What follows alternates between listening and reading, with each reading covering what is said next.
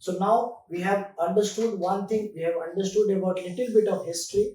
Now let me go back to the geography. So we need to understand how the geographical features work. So now as I told you that Russia has a very unique features in geography. How is unique? They are connected with the Asia also, and they are well connected with one of the biggest trading of China. Then they are very well connected with the Europe also, which now the whole world knows with this Ukraine and Russia war, that how they are connected with the Europe. That full of the Europe has to go against the Russia. So this is the way they are connected with the Europe, and this part, some of the portion is also called Eurasia. So it is connected with Asia and Europe also. So now, if you see about, we are talking about the trade, so how the trade works.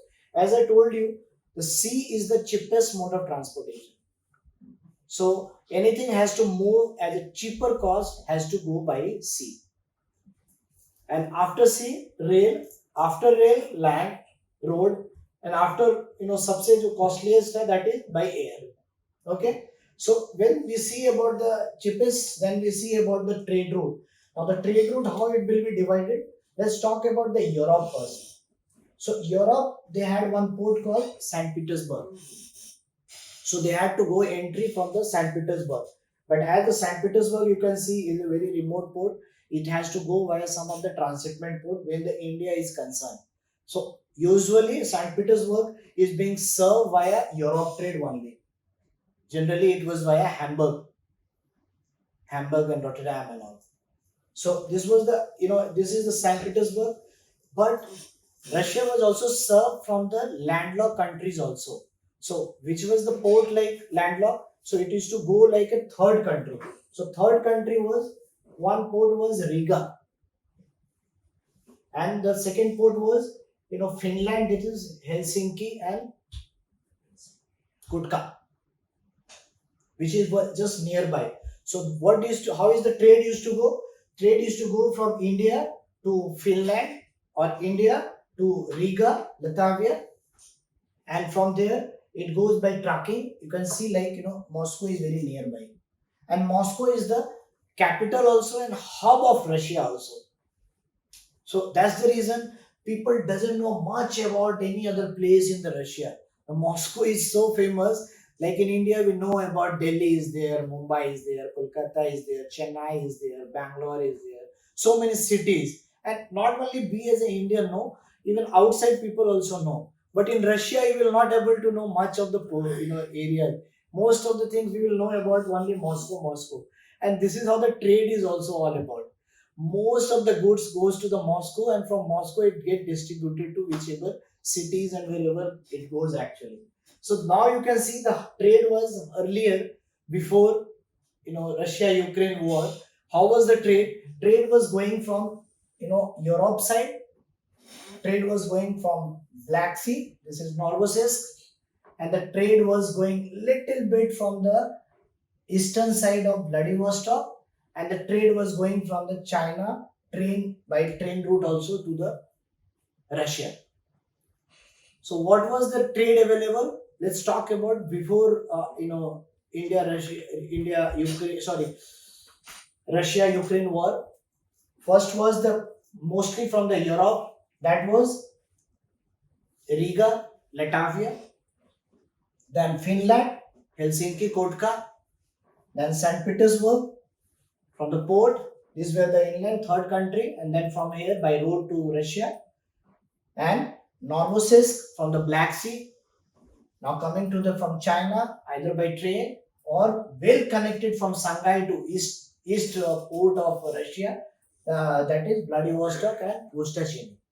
So this was the trade entry to the Russia. And now you can see, I will tell you. So when this was going long back, this was the one of the Russia has a long back. I don't know the years which you can see in the internet. Russia has invested huge amount of money, which India is doing now with the upgradations of the Indian railways. The same way the Russia has done long back with upgradations of Trans-Siberian train service, and which is still the world longest train route in the world. It covers somewhere around 9,000 plus kilometers route. Can you imagine? From this to this, 9,000 kilometers single railway route is there to facilitate the trade, to facilitate tourism, to facilitate for the people of the Russia. So this was the Trans-Siberian, which is used for the people also and for the goods also. The way Indian railways use, like Concur and other railway services, used for carrying containers also, goods also, and the people also. The same way this service was there in Russia. So why we are discussing this, that unless and until we do not know the mode of transportation, unless and until we do not know how the logistic works over there, we will not able to inform to the people that how your goods can be delivered any part of the Russia. Now what happened? Unfortunately, war is not a solution of anything. War should not happen in the world, but sometimes not control in ours, not control anybody. Whoever do it, they know, all the government knows how to control it. But as far as we are concerned, we need to learn about the trade, that how within the war also the trade can move on. So after the war, what happened? There has been sanction. So the sanction, what happened? The USA put sanction, and with the sanction, Europe also joined with the sanction. Now the Russia has got the limitations of the trade, and that limitations has not affected India, because the India has a very different relation with the history with the Russia, and India said that we will take care, we will do as per the our, we have to feed 1.4 billions of people, so we cannot listen what you do, because you are feeding your own people with your own choices, so we also will feed our people with our own choices. So we cannot go as per your wish, and whatever the relations which we are doing, definitely there should not be a war, but we should have stand with our trade, whatever we are there with the Russia. And during this period, now the Europe has avoided, so all the exporters should know that when the Europe has stopped the trade, that means your Helsinki, Finland has been stopped. So this route is little bit become tedious for the trade. So now this route has been stopped for the Russia. Now, as I told you, St. Petersburg was the port. Now, St. Petersburg is, you can see, like, much far away, and goes all via Europe and everything. So when the Europe is there, this also become little bit difficult. Now you can see which is the most important. That's the reason. Even during the war also, you can see the Black Sea has been, Russia has been always keeping into control. And that's the reason, now the services are there through Novosibirsk. And services are there from Vladivostok. So the Russia has got, because of his, own territory, that is Novosibirsk and Vladivostok. And because they had this service of the train, tick tick tick tick tick tick tick tick, long back in 1900 that time, so they could feed from here by train to all these places. And most important, this is the Moscow. So basic route you have understood now. Before Russia-Ukraine war, there was, this Europe was their options for the trade route. But after the sanction and everything, the trade route got restricted. So now they have got Novosibirsk and Vladivostok. And the third thing, as the China is also having good relation with the Russia, so the China also has the railway service to Russia. So this is all about the trade, how it works actually in the Russia. Now let's we talk about something about the when India has started doing during this period, and definitely when the Russia has given some benefit on the oil and gases, and we have this, India has the biggest burden of importing the huge amount, or is on oil and gases. So our economy depends upon the import of the oil and gases. So if we started following other people, then we would have been also in trouble. So that's the reason during all the toughest time, India is still GDP is growing and one of the fastest growing into the world. You can see, like, India is coming up with a different technology which you have seen. Now so many things are happening into all industries. So basic, this was the trade route. Now what we could do, like, I can tell you, since last 1 year, every month either Russian delegations are coming to India or Indians are going just to make, because as I told you, the history was there earlier. This trade was unilateral. Unilateral means the trade was one way, similar like India China. So China India trade is huge, but India China trade is very small.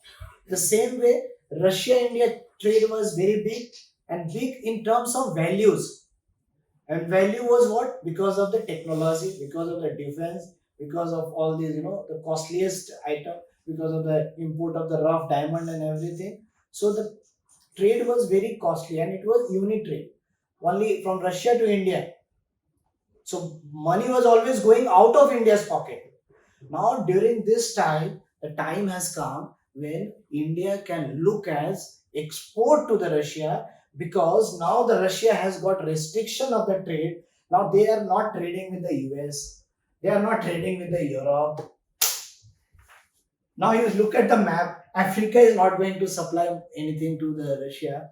Now, if you look at the Russia, Russia has left out with all the Asian countries.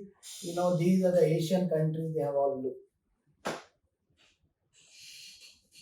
So now the time has come when the Indian businessman or Indian exporter, they should find an opportunity, because the government is also helping in so other way. So they can find the opportunity how this unilateral trade can become a bilateral trade. And when we mean by bilateral means it, vice versa. I supply to you, you supply to me. And to do this bilateral trade, as the, US put a sanction, so there was sanction on the dollar, there was sanction on the euros. So always the transaction has to be happen earlier on the dollars and euros and all. Now the what happened, they could not trade. So India Russia has come into an agreement where the trade can happen into the local currency, that is ruble and rupees. So to facilitate that, what happened? There is a bank in Russian bank in India, which is called SBR Bank. So even if you get your payment in ruble, you can get in transaction in rupees here in your account. Okay.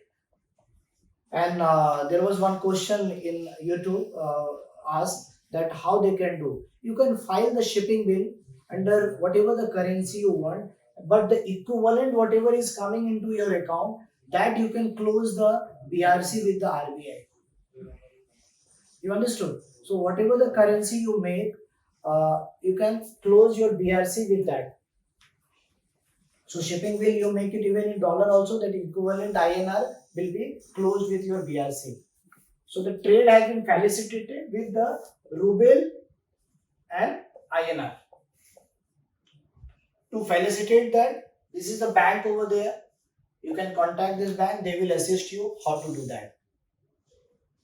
Okay, so this is what when we talk about this as a trade, we talk about the history, we talk about the people, we talk about the geography, we talk about now resources, like So as I told you, the US is Russia was sending what all these technologies and oil and gas and everything.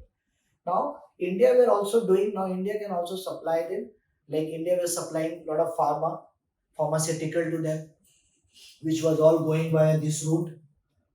So now that can go via Novosibirsk or Vladivostok.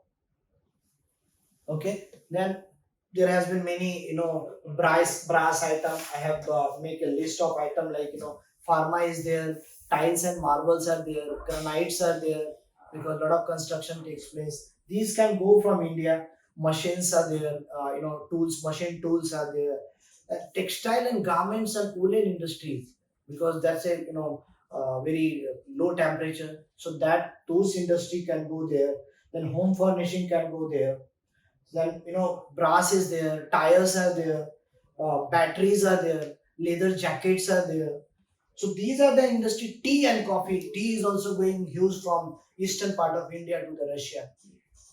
So these industries now can find it that government is doing so much for you. So now you can also go travel, find customers, make your trade, and this way the trade can be facilitated from India to Russia. Thank you for watching. Don't forget to visit www.contico.in.